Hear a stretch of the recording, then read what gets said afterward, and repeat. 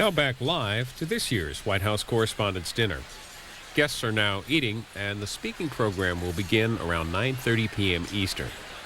You'll hear from President Bush, as well as comedian Drew Carey. Now a brief look at planning for this year's dinner, the 88th annual, with Julie Whiston, who's the executive director of the Correspondents Association.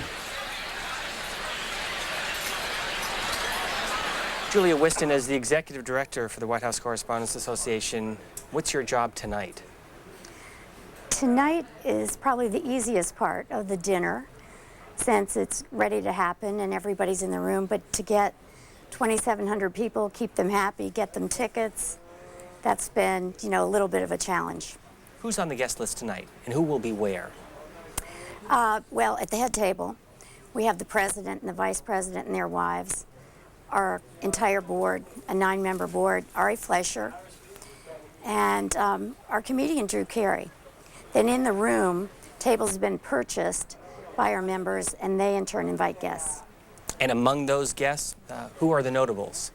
The notables come in several categories. We have most of the White House senior staff, most of the cabinet, some members of Congress, quite a few, some ambassadors, and then a category we call the special guests, which the public seems to be most interested in. Those would be Glenn Close. Is that the category you're interested in? Raquel Welch. We have most of the Sports Illustrated swimsuit models. We have, and those guests are from PBS, Bloomberg. We have Ozzy Osbourne, which you've probably heard about, was invited by Greta Van Susteren of Fox News. Tell me who else. Well, how did all of this come about? How did a dinner that was first organized by the White House Correspondents evolve into something like this? I think it started when members of the press became a little bit interested in Hollywood, but when Hollywood became most interested in the dealings in Washington. And this administration, as well as the last, have had a lot of friends in Hollywood, and they like to attend and be part of this. So for our audience watching tonight, what's the sense of the room? What's going on? What are people talking about? And what's happening outside the ballroom? Well, the idea started with this dinner that members of the White House Correspondents would invite their sources and enjoy dinner with them and have some time to really get to know their sources a little bit better. It can be hard to do in a ballroom that's this packed, and people do. We have a program 70 pages long with everybody in it alphabetically and with their table number, so people decide who they want to see and try to get there. And outside the room, it's fairly calm. And how much planning goes into this? It takes about a year. We'll start with next year's dinner right after this one. Why so much work? We have some very important people in the room, and people invite them well in advance because of everybody's busy schedules. Julia Whiston, thank you. Thank you. Julia Whiston, Executive Director of the White House Correspondents Association. And we're back live to the ballroom of the Hilton, Washington and Towers at tonight's White House Correspondents' Dinner. At around 9:30 p.m. Eastern, we'll show you live coverage of the speaking portion of this event. We're looking at some pictures now of the head table at the Hilton. We'll have remarks by President Bush at 9:30 and comedian Drew Carey. Now we're continuing to show some of the speeches from previous dinners. Next, former President Ronald Reagan's remarks at his final Correspondents' Dinner in 1988. He's followed by former President Bush from the 1989 dinner, and later Bill Clinton from 2000. Now that speech by Ronald Reagan. This is just under 10 minutes.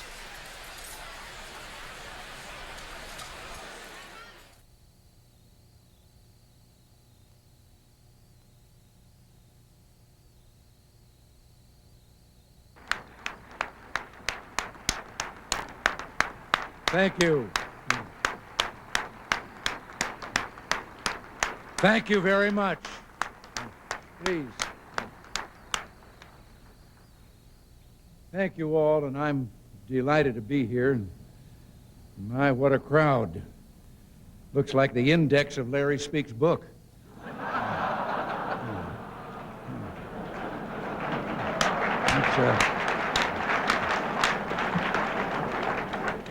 It's good to see Norm Sandler and your incoming president, Jerry O'Leary. In his book, Larry said that Jerry used to fill his coat pockets with pastry. Jerry denies it. Earlier tonight, just to be safe, I told him, keep his hands off my dinner roll. Larry also said that preparing me for a press conference was like reinventing the wheel. It's not true. I was around when the wheel was invented, and it was easier.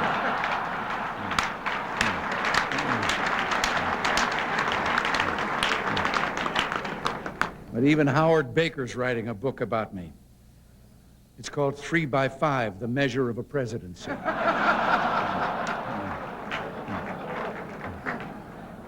Mike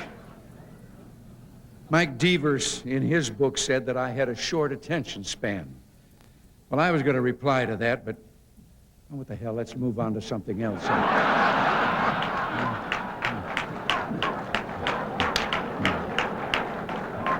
Now, I forgot to acknowledge Yakov Smirnoff.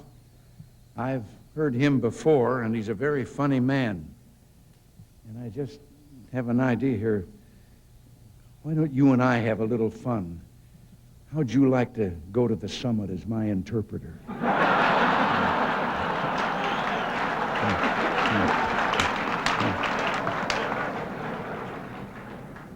But the media certainly have had a lot to report on lately.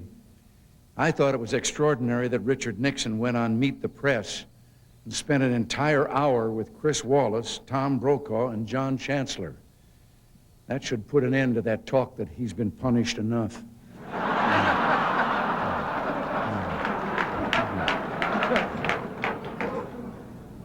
And of course, you've been reporting on the New York primary.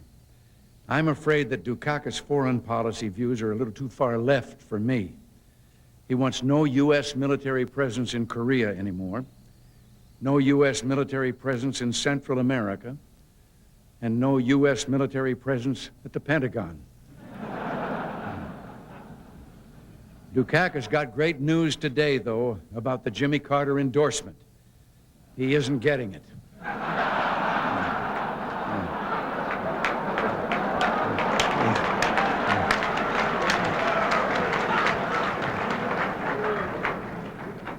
George Bush is doing well. George has been a wonderful vice president, but nobody's perfect. I put him in charge of anti-terrorism, and the McLaughlin Group is still on the air.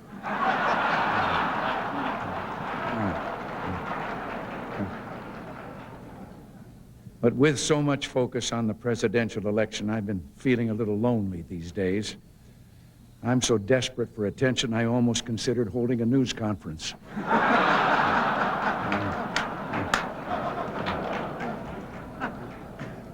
I've even had time to watch the Oscars.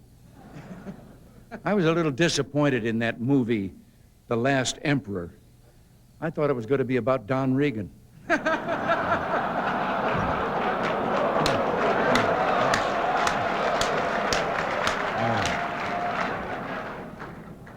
Of course, I still have lots of work here. There's that Panamanian business going on. One thing I can't figure, if the Congress wants to bring the Panamanian economy to its knees, why doesn't it just go down there and run it?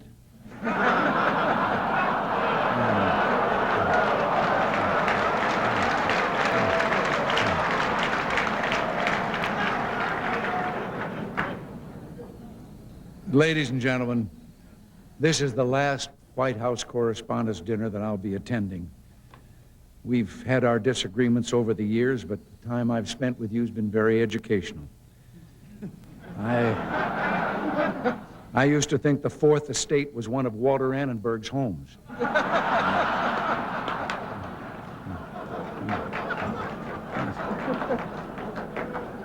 As my goodbye, I'm not going to stand up here and deliver one of those worn-out, sentimental homilies about the press and the presidency. Neither of us would believe it. A president may like members of the press personally, and I do. Jerry, and Norm, and Johanna, and Lou, and so many others of you. But a president institutionally seeks to wield power to accomplish his goals for the people. The press complicates the wielding of that power by using its own great power, and that makes for friction. Every president will try to use the press to his best advantage and to avoid those situations that aren't to his advantage. To do otherwise results in a diminution of his leadership powers. The press is not a weak sister that needs bracing. It has more freedom, more influence than ever in our history. The press can take care of itself quite nicely, and a president should be able to take care of himself as well. So what I hope my epitaph will be with the White House Correspondents, what every president's epitaph should be with the press, is this: he gave as good as he got. And that, I think, will make for